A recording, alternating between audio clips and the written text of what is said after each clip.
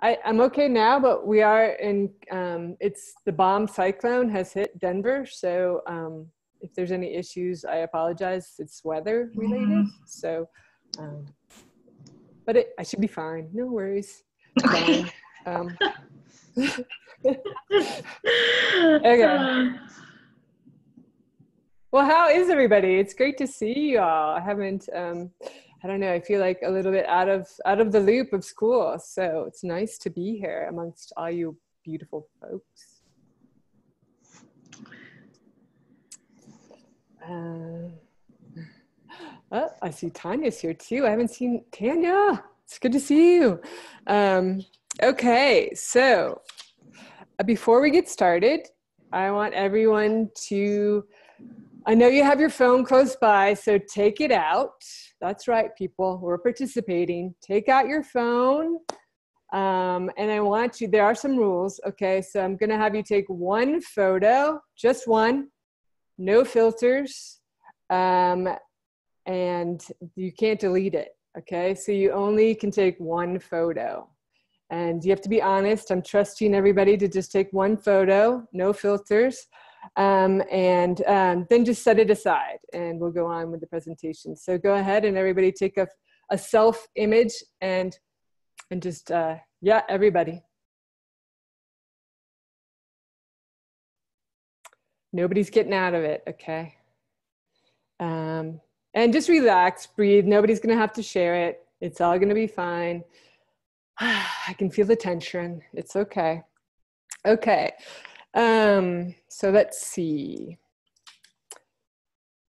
Now that we have that out of the way, I'm going to start sharing my screen for y'all. Let's see if I can make that happen.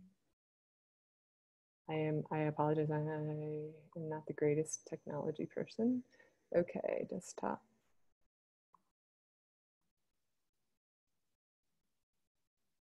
Do I just start it? Is that how I do it with you guys? Hannah, sorry. Yeah, no, that's okay. So go down to share, the green button. Yeah, I did that. And then it should come up with like your options of what you want to share, and then you can just click on that.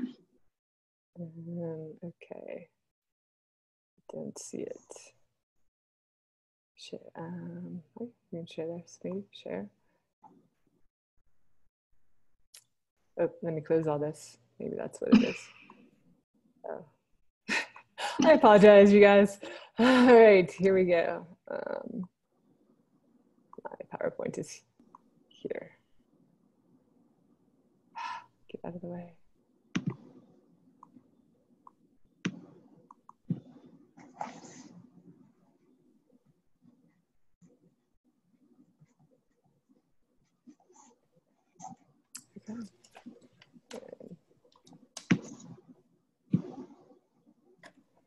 Okay, so thank you guys for participating. It's great for you that y'all attended. I really appreciate it.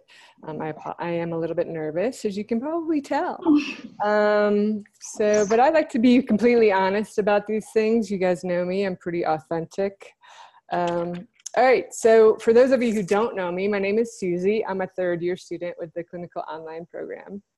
And this is actually a new career for me. I was a photographer for more than 20 years. And it was so much more for me than just a career. I think it gave me the ability to really tell my story in my own words, as well as tell other people's stories through the lens of the camera. And it was really important because sometimes people wouldn't listen to my words, but through the imagery, I think it was, it allowed me to say things and really express myself in a way that was personal and empowering for me. And as throughout my career as a photographer, I also had the privilege of teaching photography to people of all ages and cultures. And it also gave me the opportunity to help at-risk teens. And this was kind of a turning point in my life, as well as theirs. It allowed them to realize the power of imagery and expression through photography. They got to tell their stories through a narrative, empowering themselves as well as empowering others. So I think that's something that I've carried with me, and I feel like it's a really powerful tool to take along into and incorporate into my practice as a mental health counselor. And I'm pretty passionate about it, as you guys can probably, as many of you know who know me, I always talk about it. So it's something that I feel strongly about. Are there any questions before we get started? I can't really see the chat, but I'm sure Hannah will tell me. Okay. Everyone in the chat is just saying how great you are and how much they love you. Oh gosh, it's going to my head. Thank you. Oh, gosh. I appreciate it. Okay, so here we go. So just an overview, and you guys probably all know this, but photography originates from two Greek roots: photo meaning light, and graphy meaning to draw. So literally photography means drawing with light. And the process itself is defined by capturing radiant energy, specifically through the action of light, onto like optical sensors that we have in our digital cameras these days, or our phones and things like that. Previously, it was, capturing it, and still today, on film and photographic paper, through the dark room. It's also used with X-rays and gamma rays and things like that, and more so in the medical field. So that's just a kind of a basic idea about that. The use of photography has really grown as far as in everyday life, right? We are impacted by having a cell phone camera. We have a camera, we take it everywhere with us. It's really convenient. We can take a picture. I'm always taking pictures of something that I don't want to forget, or the name of something, or a book I want to read. It's really handy to have. So it's a fabulous tool in everyday life. And I think it can be a great tool to incorporate into our therapeutic practices. So what I've done in the past is really use therapeutic photography, which is a term that kind of categorizes photography as a intervention that can be initiated and incorporated into like an individual's life, or in groups, and also into a therapeutic plan.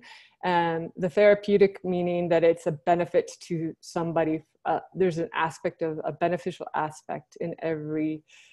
There's a reason for doing that, for the use of photography. Now, there's also the term phototherapy, which is used mostly by a woman who's really known for using phototherapy. Her name is Judy Weiser, and she's a Canadian. And she's really been developing the process of photography in therapy since, I believe, the 80s or the 90s. And she kind of structures phototherapy to include the same structures as therapeutic photography, but in a more structured way, and it has to be done with a mental health professional. Now, I've had many people say, well, isn't phototherapy, the stuff that the light comes on and it's for dermatological resources? And yes, so there's a lot of confusion about the term phototherapy, because it also is the term is used for a treatment that exposes the skin to ultraviolet light to help with certain diseases like psoriasis, eczema, and atopical dermatitis. Photography is a powerful, I'm sorry, I can't see the quote. So if you guys can read that, it's just an image. I really like the use of images, as you know, as well as quotes. So this is just kind of goes along with the presentation. A quick history of therapeutic photography. The first recorded use that I could find was from Hugh Welch Diamond in 1856 to document mental illness in different stages of patients' diagnosis. There wasn't a lot of clinical diagnosis of how a patient might look or act, and so photography was really first. He wrote a journal about how to incorporate the use of photography to really see the different stages in his clients. And then he also decided to give these images to the clients themselves, as they could see who they were and how others viewed them. So it was the beginning of really how the process started to develop. And then it went on to be used with World War II soldiers and veterans, specifically in Europe. to help with recovery from trauma, and also as a recreational outlet and a tool for healing. This is still true today. I don't know if you guys have heard of Photo Voices. It's like a document process where people are given cameras, veterans of different wars, also children in different areas from disaster, things like that. They're given a photo to kind of a camera to document things that are going on with their lives. So it's really helpful as a form of therapy and really just identifying certain things that are going on with them at the time. So why photography? I've mentioned a few of these things already, but photography conveys visual information. When some people can't really speak to what they want to say, it's a form of nonverbal communication. It's a way to really encourage self-exploration, creative expression, and it's an ability to connect. It's subjective, right? So somebody might see something in an image that wasn't necessarily true for somebody else, but it brings about a whole recognizing of different layers of ideas and thoughts and feelings and emotions. So there's this wonderful sense of connection. Something that I also spoke to, it's really flexible right now and it's easy to use. You don't have to be a professional photographer like me. You don't have to be a painter or a writer. You can really use this tool anywhere and anyone can do them. So it's really a great and accessible tool. The digital access is also an important aspect of it. It doesn't cost you anything to take a photo. You can have, millions of photos on your phone. You can download them to your computer. You can send them to people. We'll speak about, consent and ethnic and things like that and security when you do use these practices, but it is relatively easy to use and view photography. It's also culturally relevant, right? When we think about culture, we think about age, we think about race, gender, ethnicity. Anyone can use this all over the world. Everyone seems to have a phone, and lately most phones have cameras on them. So it's kind of a really cool tool in that way, because we always carry our phones with us no matter what these days. This is just another image and quote. I'll give you guys a minute to contemplate and breathe. Photography in the therapeutic setting. It kind of helps clients construct a visual version of their reality. I think sometimes clients might come in with an idea that they are a certain way, but by actually taking a look at that and having them look at that, it gives them a sense of maybe that isn't exactly what they're seeing, or maybe that's not what somebody else is seeing.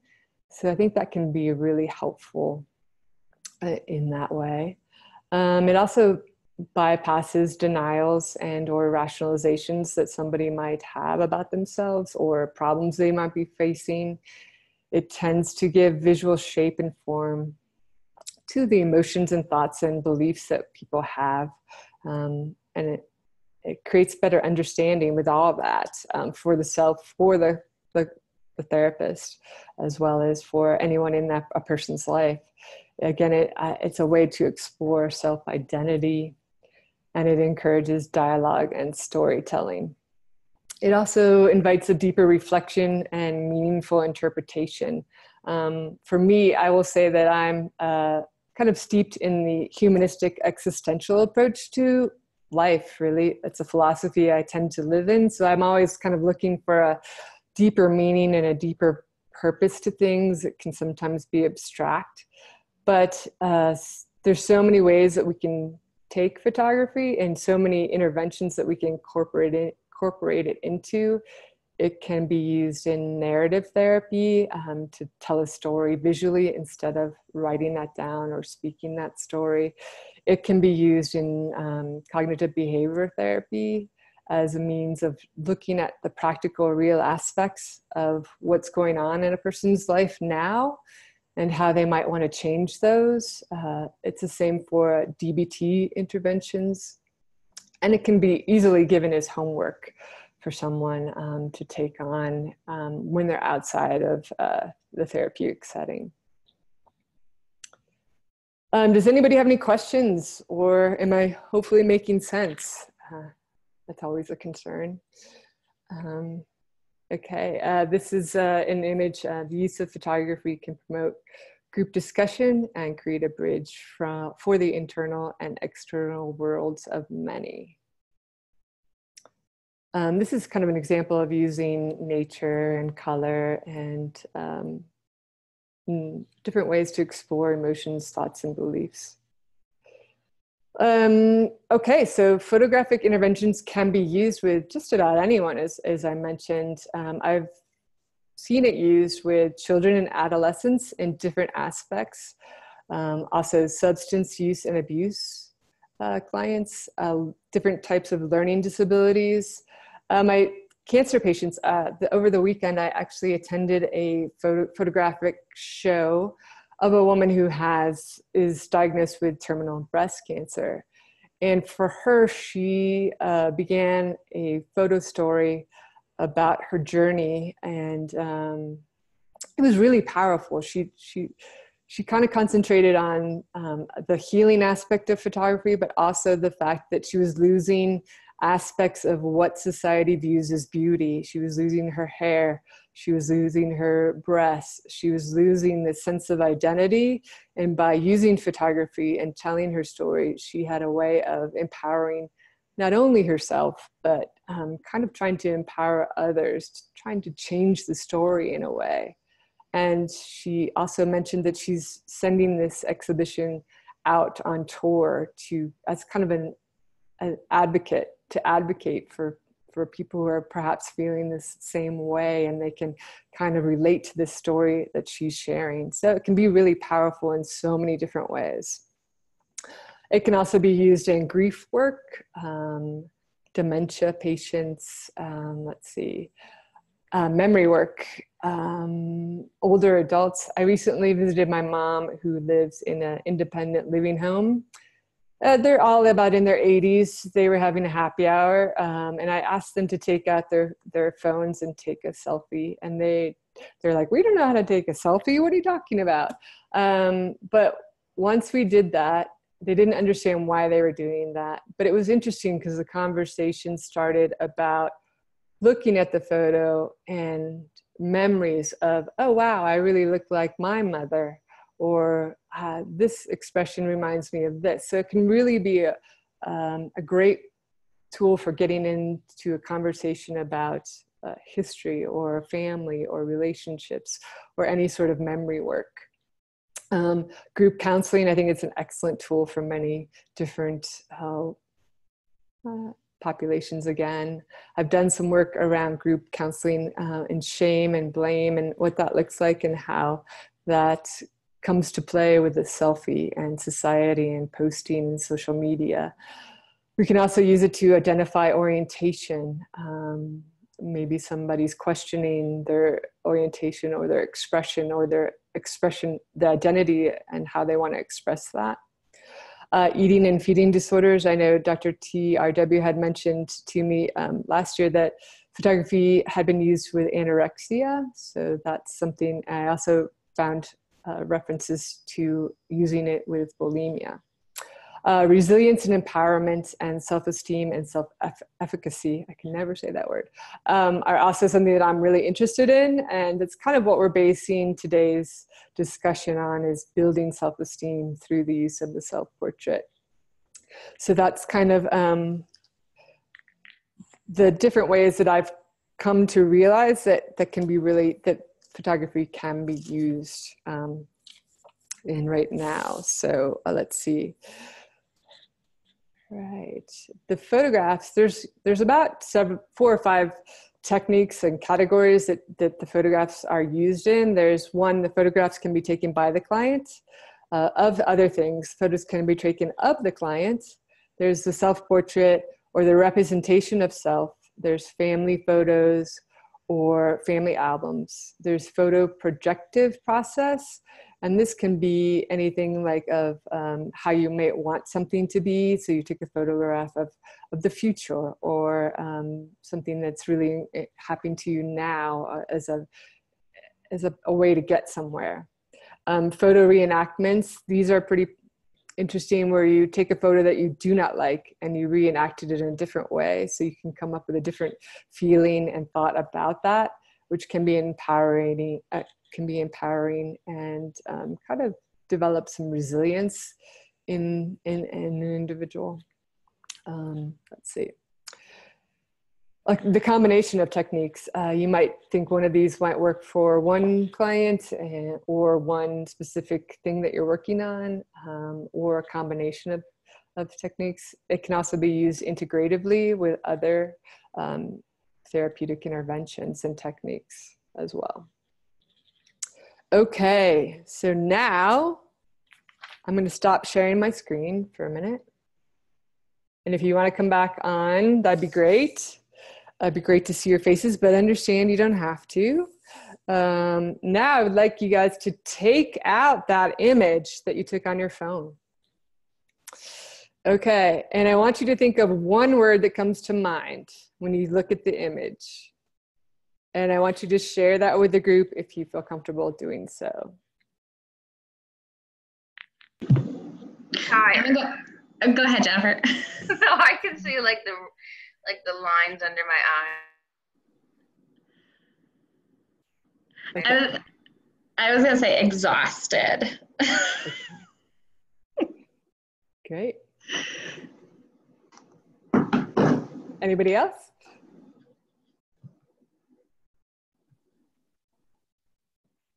Anybody else have a word that might speak to their image of what? Tanya said healthier. Healthier. I like that.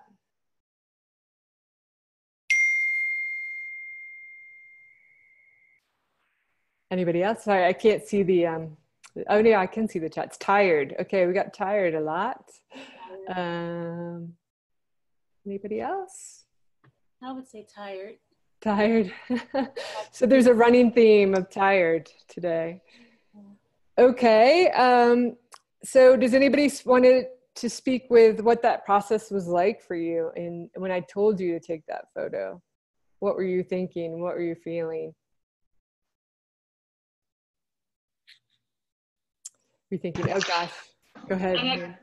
I actually thought of my 10-year-old daughter, because she will sit there with her iPad doing like all these selfies, and then she'll be like, I look amazing. So it's just like, you know, for some reason, you know, she's got a lot of self-confidence. But it's just like, for her, she doesn't see what I see. You know, does that kind of make sense? Like, she does it for fun, where I was kind of like, oh, this is going to be lovely kind of thing. Exactly. Yeah, exactly. Anybody else have any feelings similar or different? Oh, I have a chat. It says, thinking I'm not photogenic, or I'm not photo ready, or I'm far from presentable right now. Totally. You get that. Yeah. Anybody else? Okay, so the reason really for me to do this was just in the fact that knowing that our first thought is to go to the negative, right? We're always like, oh gosh, I keep, you just don't want to go there, right? I look tired. I've got lines under my eyes. I'm not photo ready. And why is that? Why do we don't ever want to post images of ourselves where we're not photo ready? I think some of us are afraid of the judgment of others, that we know what our flaws are, but other people are so quick to point out other people's flaws, and just that sense of judgment, they just don't want to be judged. Right, exactly. I think of when you take a selfie with a group and then you look at it to review, and and I'll speak for myself, but I know other people do it. You look right to yourself to see how you look. Do I look okay in this picture? Everybody else is fine, but how do I look? Yeah, totally. Definitely. And the thing is we never really post photos of ourselves in our reality at the time. We're never going to post a photo where we're sick or we're tired, or we're feeling vulnerable or alone.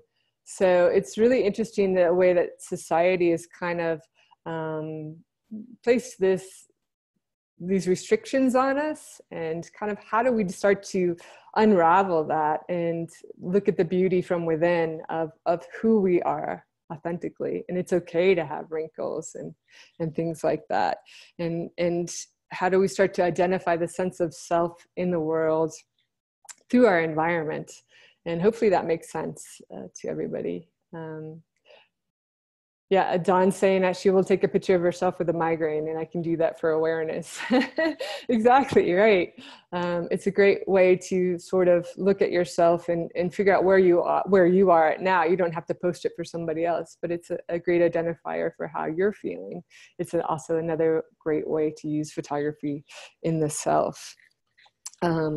So that was really great. I really appreciate you guys for participating. One thing that I mentioned, I was speaking to Dr. Harris a while back about this, about using the selfie in the therapeutic process. And he likened it to doing mirror work, which I totally get, because both can be used to really look at our authentic selves.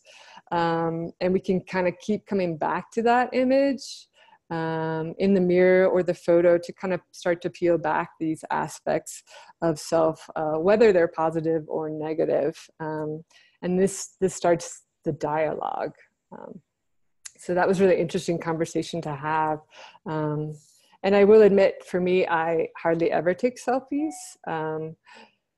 And I actually really dislike being in front of the camera as a photographer. So I do, however, admit to taking them just to have fun, or just to make somebody laugh or something like that. So I'm going to show you an example of this. I'm putting myself out of my comfort zone just because I made you guys do that. So I'm going to go back to sharing my screen.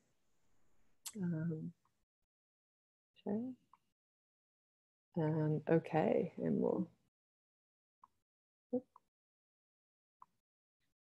And here I am, okay.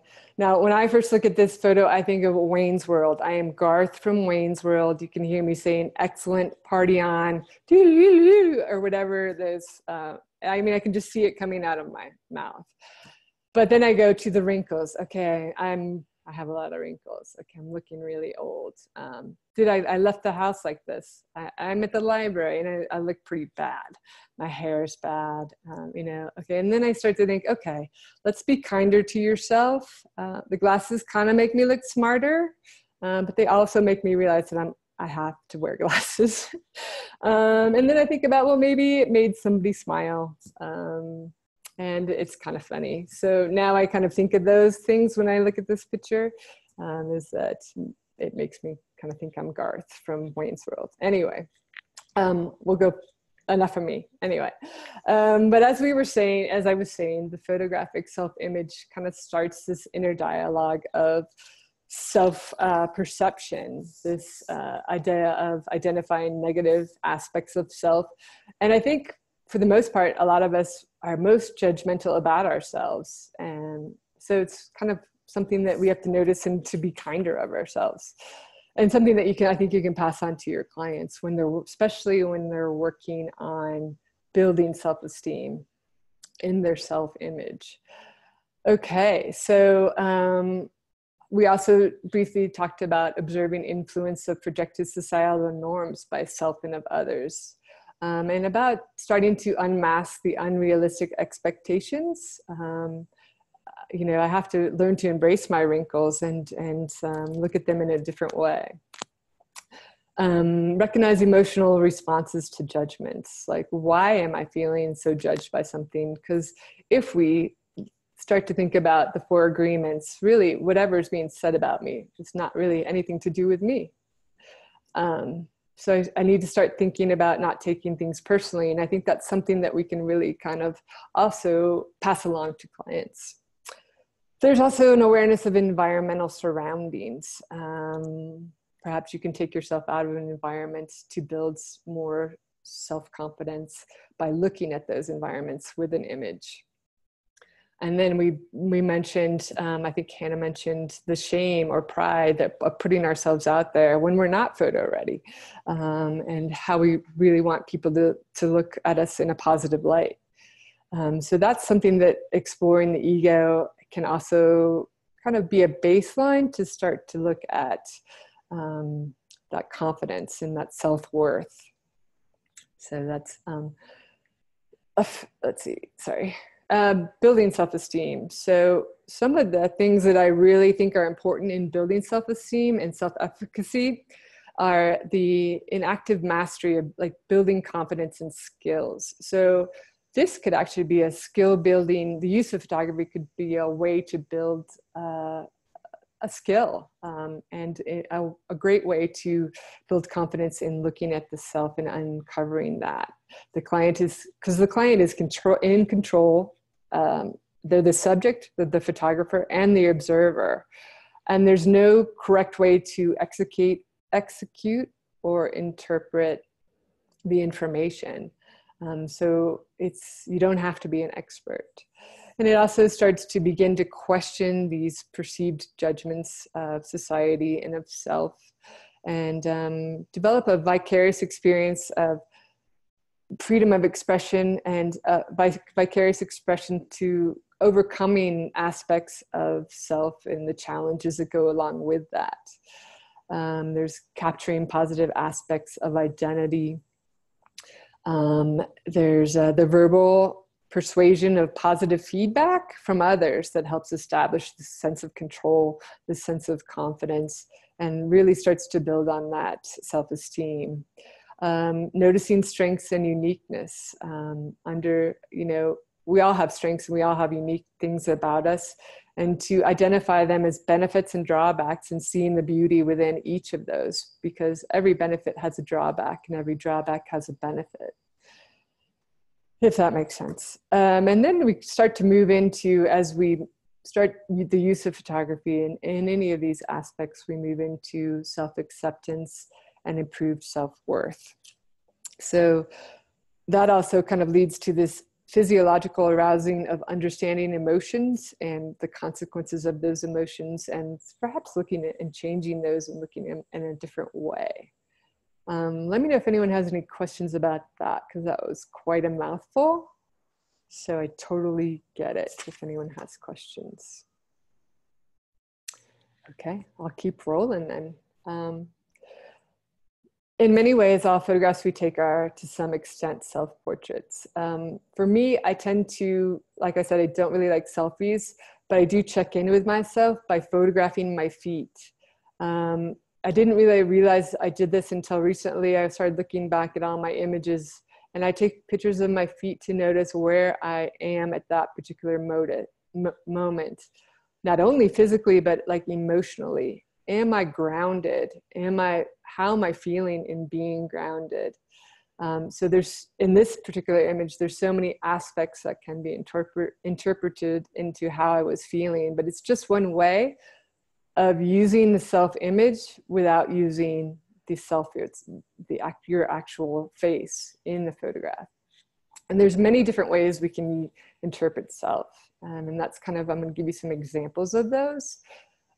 Here are some interventions that I've used and that are pretty easy. I think we can tend to use these in different aspects and interventions of counseling, such as CBT and person-centered. First off is to start capturing positive qualities of self.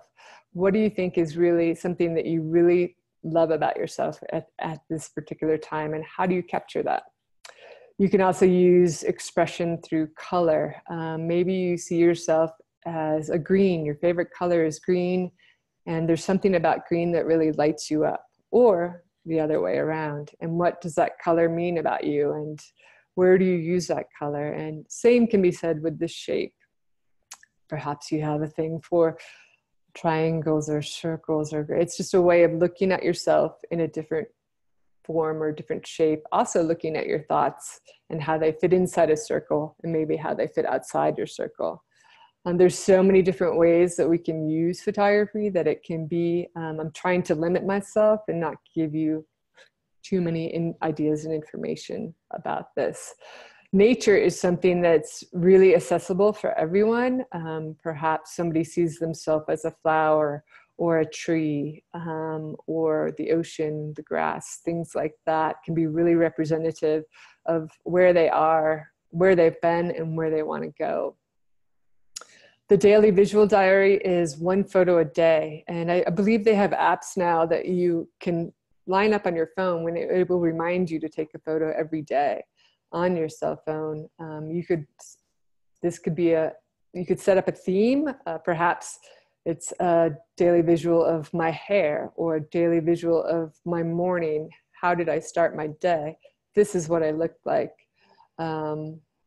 Things like that. There's so many ways that you can come up with ideas to really start a visual diary through photography. And it's something that you might want to express and collaborate with your clients or your group to come up with really creative ideas. This is one of my favorite ones, is the I Am photo or the photo series. Sometimes I would have people write a list of the I am strong, I am whatever that might be, I am weak, I am beautiful, I am ugly. And then have them depict these into a series and what that looks like for them. And it can be, again, it can be really creative, and I encourage creativity in this, but not everybody needs to be creative either. It's really about what's most comfortable for that person. There's also a way to insert yourself and look at yourself in your culture, in your community, in your family, in your friends. And you could use photography to have people look at themselves as being in that culture or community or outside of that, and what both look like, and they can interpret that for themselves. There's also the future self-portrait. How do you see yourself in a year, 5 years, 20 years? What does that look like? And what's important to you at that time? There's also the identifying self in meaningful things. What's important to you in your life, and how can you demonstrate that? How could you get more of that if that's what you want? Or how can you just start to recognize the things that show up that are meaningful? There's also photographing symbols or signs of self, like a tattoo is a really good example of that. Or like for me, I have a thing with pennies on the ground. It reminds me of something that's really important to me. So whenever I see a penny on the ground, I take a photo or I pick it up, and I have a special place for it. It's just, for me, it's a significant symbol or sign. It could also be an animal you see. Maybe you really like woodpeckers, and those signs and symbols showing up for you, and kind of exploring what that might mean for you. And then just kind of mixing it up, like taking a bird's eye view, looking down on your world. What does it incorporate, and where do you fit into that world? You could also look from the ground up, a sky view. So those are just some different ideas about how to incorporate the use of photography for yourself or for your clients. And these are just some examples of photographs that use color and shadow as an expression of self. The photo with the shadows in the blue was a student who depicted themselves as, although feeling uncomfortable, moving towards a lighter blue through the shadows to take on more responsibility for herself. And so I thought it was a really powerful image, although other people interpreted it differently. That was what was true for her. So this is just an example of how it doesn't have to be the actual selfie to feeling at that particular time. The image on the right is an image of a candle, a representation of, it was a representation of a loved one for someone. And this is the example of something that's really significant for someone, and how you can start to recognize and photograph those. These are two examples of self in nature, and how you see yourself, where you want to go. This person was keen to establish themselves as the purple flower amongst all the orange, kind of an outsider trying not to be noticed, but yet standing out on their own no matter what. So it was a great conversation piece, and something that, you know, there's so much that can be taken from this and expressed about self. And every time this person came back to this image, they saw something different because it was a different time for them. And so it's really a great inner dialogue and external dialogue with the group in this sense. The nest on the other side here was, again, somebody pushing themselves out of their comfort zone. They were still in the safety of the nest, but the nest was no longer in the tree, you know. And so what did that look like for them? And again, these are kind of abstract examples, but just different examples if someone doesn't quite feel comfortable about taking a selfie and kind of peeling back the layers of the visual image in the mirror. These are just things that can either be incorporated with or instead of, or it's kind of really up to you guys, as I've said multiple times. Here's an example of the bird's eye view of looking down on something and where does this person fit in? What do all the angles mean? And nobody really needs to be an art therapist to express this. It's just kind of a great way, a great example of where to start looking at your environment, maybe your community, or where you see yourself in your life at this time. And here again, this is just, I won't keep you guys looking long at my feet. They're not that pretty, but it's an example of like how I kind of use photography, you know, to kind of, like I said before, to kind of realize where I am at this particular time. One is my feet were black and blue. They hardly fit in the flip-flops. I was exhausted. You know, it shows in my feet. I was not grounded. I was really uncomfortable. Let's see. Then there's just an image of, you know, it's fall. It's okay. It's a transition. I was moving to one place to another, but it was a calm feeling. I was feeling feeling grounded at the time. The photo where I have my feet up in the air is actually during a yoga class where I don't feel grounded at all. I felt really uncomfortable. And I thought this was really strange because I'm in yoga. I'm supposed to be grounded, and I felt nothing grounded at all. I was quite uncomfortable with that. And I won't go into the other ones, but I think the yellow one just signified that I was on the right track. I had yellow shoes on, yellow arrow. I'm going in the right direction. So anyway, enough about my feet. Here's an example of using an old photograph. This kind of is an image that I got from my family. It's of me and my brother. This can be a really powerful tool to have clients bring in older images. It doesn't have to be this old, but I always view my brother as a superhero and I'm always the clown, and that's still true today. So that's something that you can start to incorporate family photos or images of yourself, and this might be an example of a client who maybe wants to become the superhero from the clown.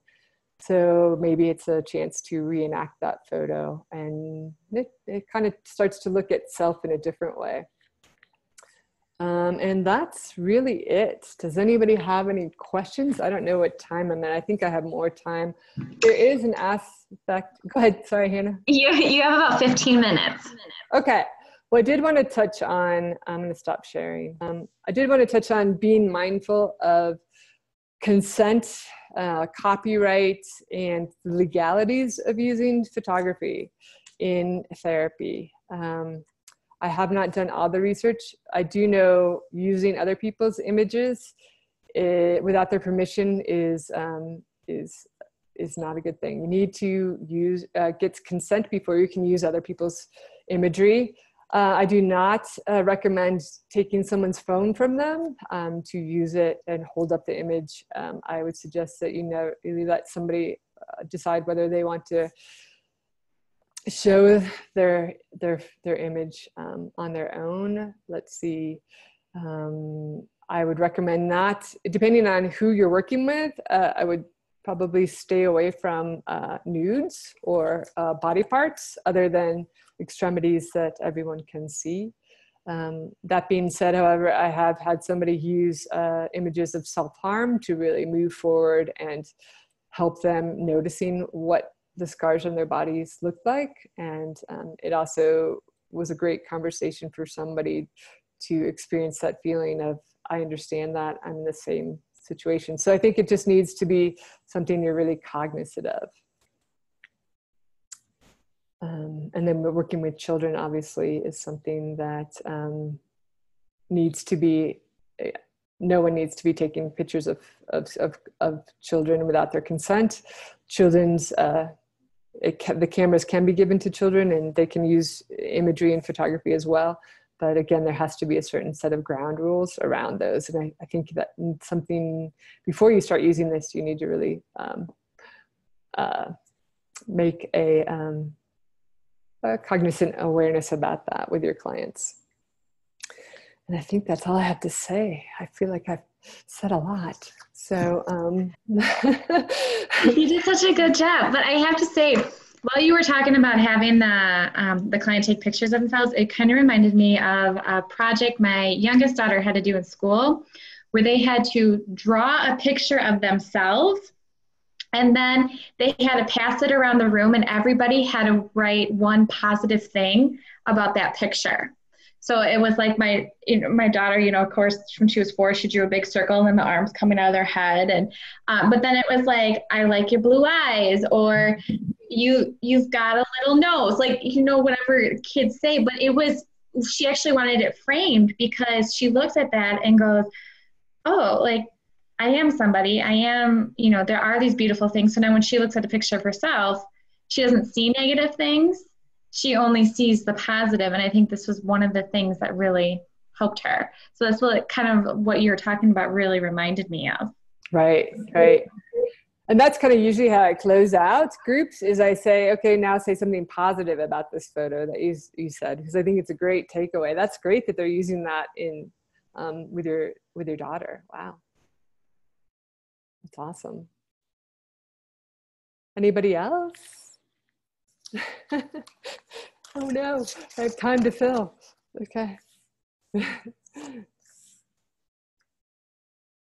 Oh, I see. Yes, that picture was, Jen, that was a picture from yoga on the beach. I felt really uncomfortable for some reason. I don't know why. And I didn't know that, but now looking at your photo, you can, think of your emotions there. I can. And so that was really interesting. Another thing that you mentioned earlier is like the use of the selfie in the group, right? And something I noticed about myself in almost every group, photo taking, like a residency or residency 2 or some of these conferences, I am always the tallest, yellowest person in the room. So I always think that I'm Big Bird, and it's just like, that's where I go. But it's interesting because it's always this idea of putting yourself down or noticing, like Jen said, you just notice yourself immediately. You don't look at the whole picture as like, oh, it was a great time, I was with these fabulous people. You're just really critical of yourself. So that was an excellent point. Thank you, Jen. Well, and then I think we naturally as humans tend to do the same thing looking in the mirror. Like our eyes go to what we think is wrong with our bodies or what we would want to change, instead of, oh, I like how my hair looks today, or I have nice eyes. We go to, the problem areas. Exactly. Yeah, definitely. And it's a valid question. Like, how can we change that, or will we change that? I don't know. I'm trying to change it about myself. We'll just put it that way. So, does anybody see themselves using photography in their practice in any way? No? Okay. I think it's one of those things that you keep in your back pocket. And if you your client plateaus, you could just like pull it out and be like, hey, let's try this different technique.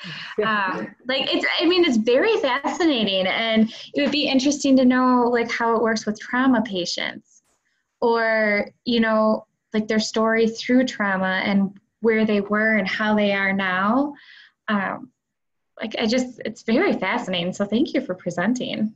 Oh, sure. There's so much more that I still need to learn, but like I said, there's something around the Photo Voices project that really helps with trauma as well. So, and that's something that I would really like to become more knowledgeable and possibly use in the future, because working with children right now who experience trauma, I'm not allowed to use photography, but I do use a lot of art methods of expression, and I find that that's really helpful for them because they can't always verbalize what they're going through. So I hope to incorporate photography at some point in that regard. So anyway. Okay. I think this was just really so enlightening, Suzie, and just a really great presentation. I think there's so many uses. Like my head just spins thinking of different populations and like, what if you used it with an all-female, group therapy? What if you used it in this or in this? I think there's really a lot that could be done here, and I hope that you continue to do research and build on this topic. Yeah, I hope so. And I'm totally up for anybody's input. Like, that's a great idea. I never thought about using it for like a women's group or things like that. I'm very interested. So please, if anybody has ideas or wants to talk further, I'm really very passionate about it. As you can tell, there are so many ideas. Sometimes it's overwhelming. It's, for me anyway, I'm kind of like, oh, you could do this and this. And it's kind of like trying to streamline them into like basics would be really helpful. So I'm getting there. So any input is really helpful. So I guess that's it. Everybody's gone. So except for you guys. Thank you, Jen. If you have this, your presentation, could you email it to me? Yeah, sure. Yeah, I think so. It might be too big, but if I can get it to you some way, okay. Maybe in and no rush or something. Yeah. Also, I appreciate, Jen, you've been to both two of my presentations, so I really appreciate the support. Or maybe three, I don't know. So thank you. And Hannah, thank you so much for doing a fabulous job. You're welcome. You did all the work. I don't know. You guys have my back, though. I don't know. I just saw Mariella wrote in the chat about whether they will be online. Yes, eventually. Yeah. Okay. All the recorded ones will be on a YouTube channel for the clinical mental health program. Give us some time, though. We'll get them up eventually. But yeah, great question. Awesome. Well, you guys are amazing. Really, thank you for doing all this stuff. This is fabulous. I love this virtual. I learned so much from everyone. So it's really exciting for me to be a part of, but also more to learn from. Mm-hmm. Yeah, so thank you. I guess I'll stop rambling now. I mean, you still got 6 minutes left. You could just keep rambling. Yeah. Thank you so much, Suzie. This is awesome. Thank you, Hannah. And thank you, everyone, for being here. Yeah. You're welcome. Thumbs up. Thanks, everybody. Mm-hmm. Hopefully recording stopped. So. No, it's not. No. Michaela was still logged in, so I just let her roll it. But I think she's in this room next, so. Okay, cool. Well, then I will let her go. And thank you guys so much again. And thanks everybody for coming. I really appreciate it. And Tanya, it was awesome to see you. I'm glad to see you're healthier. That's awesome.